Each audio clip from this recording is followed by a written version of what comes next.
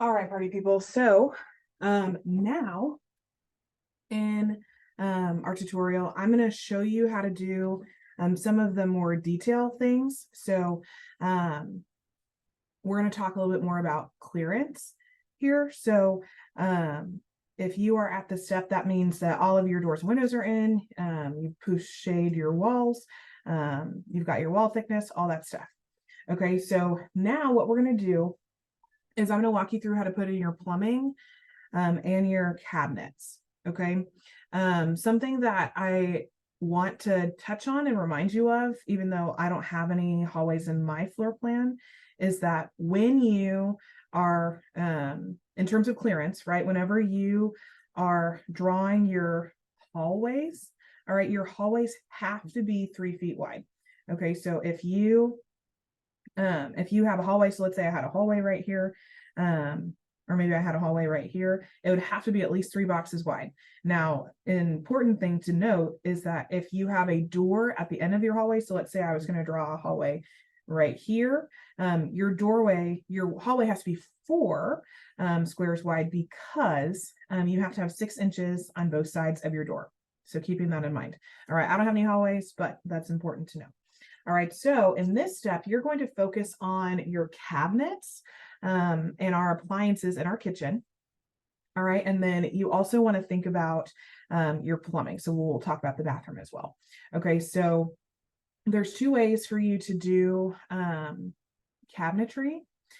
One of them is just to do a minimum of a 2-foot depth, meaning that like from where the cabinet hits the wall to the front where you access it, it's at least 2 feet. I think on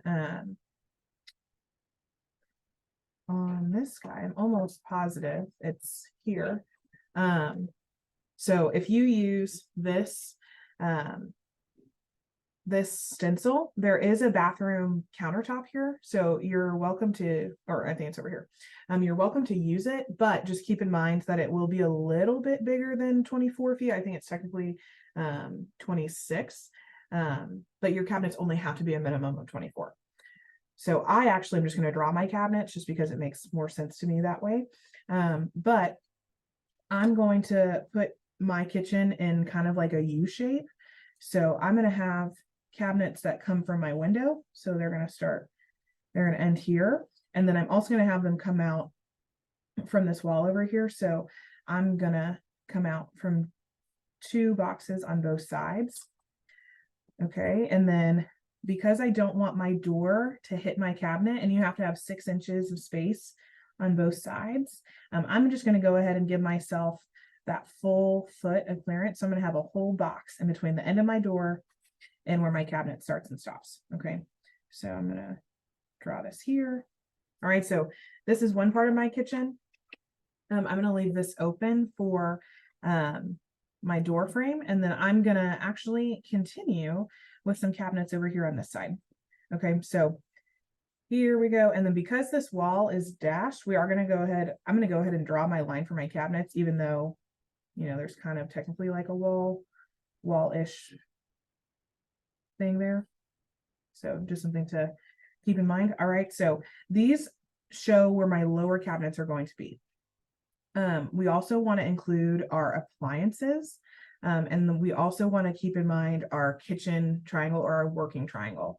And as a reminder, your working triangle is between your sink, your stove or your oven, and your refrigerator. And so the distance between those 3 things, when you connect them with a triangle, and I'll show you how to do that, is a maximum of 26 feet.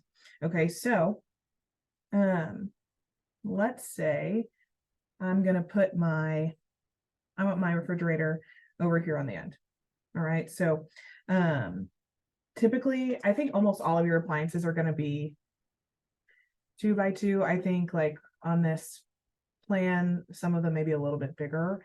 For ease of mind and purpose, you can go ahead and just make them 2 by 2. I know some of you may be like, I want a bigger fridge or whatever. That's totally fine. You can do whatever. But they have to at least be 2 by 2.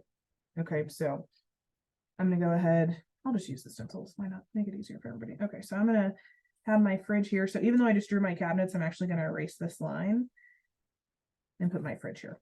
Okay, so what I'm going to do is now I'm going to label it REF for refrigerator. Sometimes fridges are labeled different things. I'm just going to do REF because it makes it easier. All right, so I'm going to have my dishwasher underneath this cabinet right here. I don't think it gives me the shape of a dishwasher, but guess what? It's 2x2. So I'm going to put my dishwasher right here next to this. And the reason that this line is dashed is because it's invisible. All right, so it's a dishwasher, so it's DW. And then I'm going to put my sink right here. So there's a couple of different sizes for sinks, and there's all different shapes and stuff. So you're welcome to make your sink whatever size you would like. I'm going to go ahead and actually, I don't, yeah, so I'm just going to put my sink here. Just make it easier. Okay, so I'm going to put my sink next to my dishwasher because that way it's easy to wash my dishes.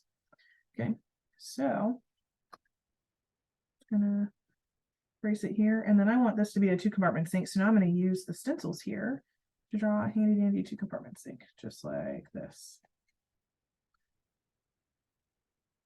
Yeah, 10 out of 10 recommend a 2-compartment sink. All right, so there's my sink. All right, so now I'm going to place my oven or my stove. And sometimes, yes, you can have a stove top that is not that does not have an oven underneath it, but we're just going to assume that mine does. All right, so I'm going to put it right here in kind of the middle of my kitchen a little bit.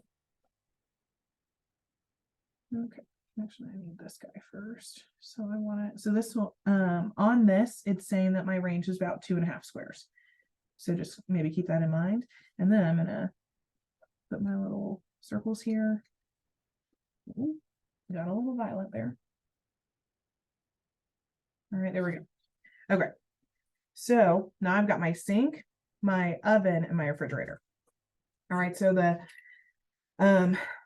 last thing I'm going to talk about is upper and lower cabinets. Okay, so if you have upper cabinets, your cabinets are typically only going to be about 1 foot deep. Sometimes they may be a little bit bigger, but I'm just going to make mine 1 foot deep.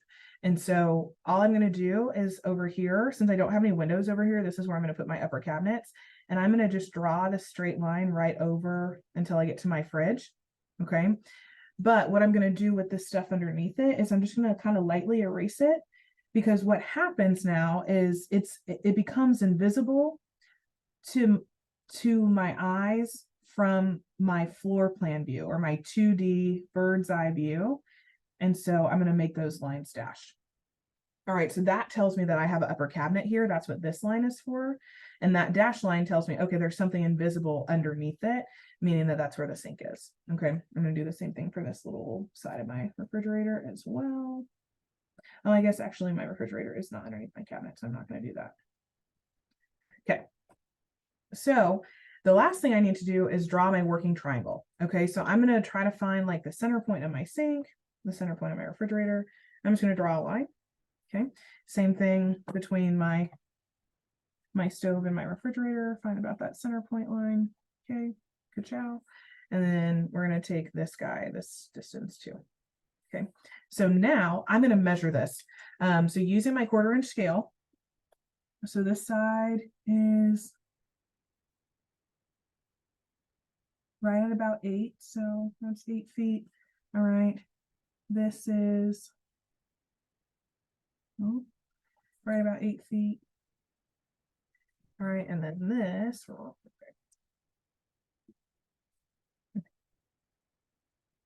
right, 0 to, so that is right about 5 feet. Okay. So 8 plus 8 is 16 plus 5 is 21. So that means I'm within my 26 feet. So my working triangle is fine. So I'm just going to leave that line there. That way, when I know that you know what the working triangle is. So this is your kitchen. And so now we're going to end the video. Congratulations.